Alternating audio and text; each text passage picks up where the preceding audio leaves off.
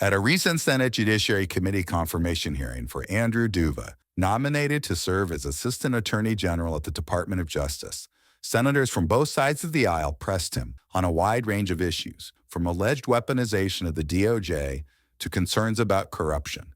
Here are the top moments from the hearing. Seen reports of the indictments against former FBI Director James Comey and New York Attorney General Letitia James. Many of them were hastily brought by Lindsay Halligan, a Trump loyalist installed as the interim U.S. attorney when other prosecutors balked or were removed. I said to my staff how impressive our meeting was, and they said, what will he do when he gets the Comey call? What will he do as an 18-year veteran of the U.S. Attorney's Office when a political figure in this administration says, this is what I want you to do, prosecute this person, whether it's a member of Congress or someone who wronged the president in years gone by? You said you've done the job the right way for 18 years, and I have no reason to believe you have not. The question is whether or not you're going to stand by that when you're faced with that moment. It could be a call from the White House. It could be a call from the Department of Justice. It could be a tweet by the President of the United States instructing you to prosecute an individual that you know there's no evidence against. So let me ask you, Mr. Duva, what will you do?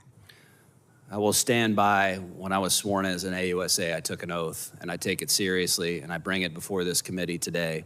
Those cases are not being handled by the criminal division. They're being handled by another U.S. Attorney's Office, the Eastern District of Virginia. I really don't know much about them other than what I've read about them, so I cannot comment specifically on those cases, and I've never met Ms. Halligan. But what I can tell you, Senator, and what I told you in your office, is that I will always do one thing, and that is apply the facts to the law in any case, whether it's a public corruption case, a transnational drug case, or anything of that nature, because that's what you're sworn to do, and that is the only path for a prosecutor. And as I mentioned in my opening statement, all we have is our integrity, and if I get a call or a referral, the case will go to a line attorney in the public integrity section or whatever section it is, and it will be worked up properly by properly using the grand jury, and we will investigate a case and make a charging decision based on the justice manual and the ethics of my office. If you are pressured by someone in the White House, including the president, to bring criminal charges that you believe are unsupported by the facts and the law, would you resign?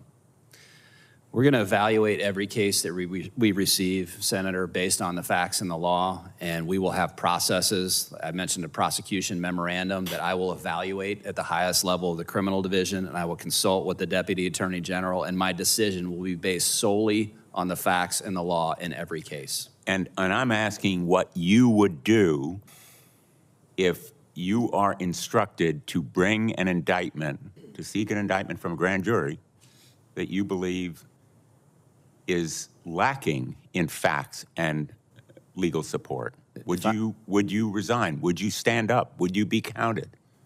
It's not enough to say, we'll review it on the process and so forth. Now is your time to tell this committee that you'll have the backbone to stand on conscience and conviction.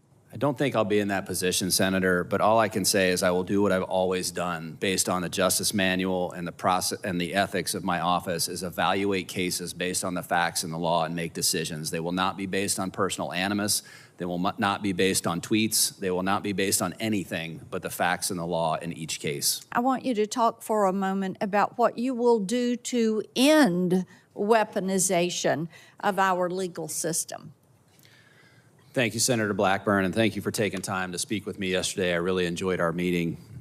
The term weaponization is used quite a bit, and I think as a career prosecutor and in the criminal division, our litigating components with the trial attorneys, that you do what we've talked about, and every referral, every matter that's brought in by a law enforcement officer, it starts somewhere. And to begin a public corruption investigation or a nationwide fraud investigation or an international drug trafficking investigation, you have to have articulable facts and predication. You can't just start it because you feel like it. You don't start it based on a person because you don't like them. That is weaponization. You start based on the facts. This thing, we believe we have these articulable facts have occurred. And then you go to the statutes and you begin your grand jury process with your grand jury subpoenas, and you work your way up to probable cause, whether it be a search warrant for electronic devices or whatever the case may be, a physical location. So there's a process that you go through and that I've become an expert in handling grand jury investigations.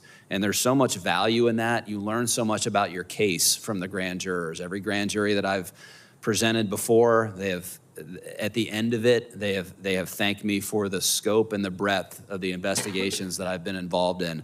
So we're going to do it the tried and true way, Senator. Yes. We're going to evaluate the facts and apply those facts to the law and make charging decisions. The public integrity section targets corruption. So let me ask you, if an incoming member of the government accepted $50,000 in cash in exchange for future government contracts, would that be a possible sign of bribery? Or I believe you referred to it as public corruption, yes or no? Senator Hirono, I'll answer that with any case that comes to one of our trial attorneys will be evaluated based on the facts and the law. I think you're referring to some recent news. So would you consider that accepting $50,000 that might raise questions about a bribe? I mean, I think it's a bribe, but you know, what do you say to it? Do you think that it's an indication? It depends on the facts and the law. I know you're talking about a specific investigation that has been declined by the Attorney General and the FBI, but if you repurpose that, it's not just one thing that happens. It is basically you have to evaluate and investigate what happens. Well, I think that there was no, whatever evaluation there was, although we're told by the Attorney General there was an evaluation, but we still don't know what happened to that money. Let me ask you another question. If a member of government complains that they don't have a nice enough airplane and then a foreign government offers to donate an airplane to them, would that be also a sign, possible sign of bribery or public corruption? Again, yes or no? I think you're talking, Senator, about the emoluments clause. I think it's the first I've heard of that clause in the news recently in the last 6 months or so. That is not something that the criminal division would weigh in on. That is an Office of Legal Policy question. Well, you can sit there and tell me that it's an issue that will go to some other entity, but you know, you're going to be running a department that concerns itself with public corruption. So I just want to know, I think the American people would like to know whether something like that, where a president accepts a plane that is worth some $400 million, whether that indicates bribery or public corruption. You're not responding, so let me ask you another. If a member of the government wants to build a new government building and big tech billionaires jump in line to pay for it, would that raise concerns about bribery or public corruption? Senator, I don't know what specific incident you're talking about. I'm not familiar with that. Building but of as the I said ballroom. before, The demolition of the East Wing and a building of the ballroom. You are aware that that is happening. I am aware of that. Does that indicate public corruption or bribery? I don't see how that is. I don't know how that came about. Let me just ask you about a non-hypothetical, just to get your response, something that actually happened. Like, for example, the United States Department of Justice seeking to track the cell phones of 8 members of the United States Senate without any criminal predicate, without any notice to any senator, multiple of whom sit on this committee, including myself, without any legal process to the senator targeted whatsoever. They tracked all incoming calls to our phones, all outgoing calls to our phones, all metadata associated with the calls, including location, the duration of the calls. Does this sound appropriate to you? Does this sound like appropriate behavior for the Department of Justice to be engaged in? Senator Hawley, I appreciate the question, and I'm noticing the panel's asking me a lot. I'm happy to share with my colleagues as we keep going in this discussion. But, sir, what I think you're talking about is issuing a grand jury subpoena for cell phone records. And in any investigation, you better have, pursuant to the Justice Manual, specific and articulable facts about why you're doing that. If you do not have that and you cannot articulate those facts under 18 U.S.C. 2703, that subpoena does not get served. Let me ask you as a general matter, what is your view of the desirability, I think necessity, of maintaining the independence of the Justice Department from political pressure emanating from the White House? Thank you for the question, Senator. I look forward to, of course, my direct report will be Deputy Attorney Blanche, who you mentioned. And I've had multiple interactions with him. I believe he's doing a great job. And I look forward to working with him to do what we've always done. He was an AUSA in the Southern District of New York, just like you, just like me. And I really don't believe I'll be put in that division. When you look at the components of the criminal division and what we do, these are nationwide impact cases for all Americans. Should I be tasked with evaluating a public corruption case like you're talking about, whatever that case may be, I can assure you I will do it how I've always done it, and that will be based on the facts and the law and the independent decisions of the Justice Department to make those charging decisions, and that's exactly how I'll operate, sir. 19 people were killed directly during the Black Lives Matter riots, and hundreds more died indirectly because ambulances couldn't get through and police were overwhelmed.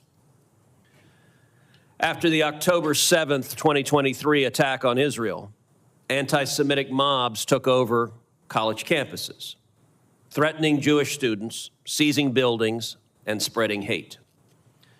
And it didn't stop there.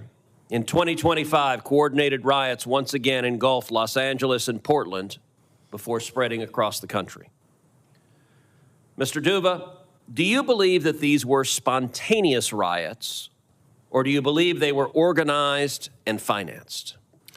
Thank you for the question, Senator Cruz. All of those incidents you talked about were a real dark mark on our history during that time. I watched it on TV. There is no place for rioting, burning buildings, assaulting law enforcement officers, and there did seem to be coordination behind those. I agree with you. In any case that comes across the criminal division, we will be evaluating that. Again, I answered questions along that lines from Senator Britt, whether it's religious violence, violence against law enforcement officers, the Jewish community, or what have you. We will prosecute those cases to the fullest extent of the law and follow the facts where they lead. If they lead to coordinated attacks, financing, things of that nature, we will evaluate those cases through grand jury investigations and prosecute them appropriately. You've heard the expression lawfare, have you not? Yes, sir. What does that mean to you? Well, I think lawfare gets to the alleged weaponization of the Justice Department and things. What does that mean? Well, it's a term that's been used quite a bit. I think it means that the Justice Department becomes the tool of a sitting president or the Congress or whoever to do its bidding and that only, and not follow the law, not follow the facts as applied to the law. What we will do is not do that. We will do the converse of that. Why is that dangerous? Because it leads to bias, it leads to improper prosecution, it leads to messes in courtrooms. There's a reason there's a justice manual. There's a reason that there is Rule 6E. I don't want to talk about the manual. I want to talk about just basic human decency and common sense. It also erodes the faith of the justice system and our citizens. Okay. That is dangerous because it is based on those citizens where the end result, the citizens become jurors. And we need jurors to have confidence in the Justice Department and the prosecutions that it brings and to fairly evaluate cases. Let me put it this way. Our judicial branch doesn't have an army, does it? It does not. Okay. Our judicial branch at the federal and the state level depends on its legitimacy for enforcement. I mean, people have to believe that justice, even though they may disagree with the result, people have to believe in the integrity of the system, do they not? They do, because as I mentioned with jurors, if they don't and they're selected on a jury, they're not going to follow the judge's instructions to evaluate the cases based on the facts and the law. So it depends on the citizens to help us with the end result. And if that's eroded on the front end, it's eroded on the back end. All right. If I'm a candidate for district attorney and I run for district attorney saying, if you elect me, people, I'm going to prosecute Joe Blow, a well-known political figure. Is that lawfare? It is. That's inappropriate. That undermines the integrity of the criminal justice system, doesn't it? Absolutely. For more congressional news, stay tuned to Congress Clips, and thanks for watching.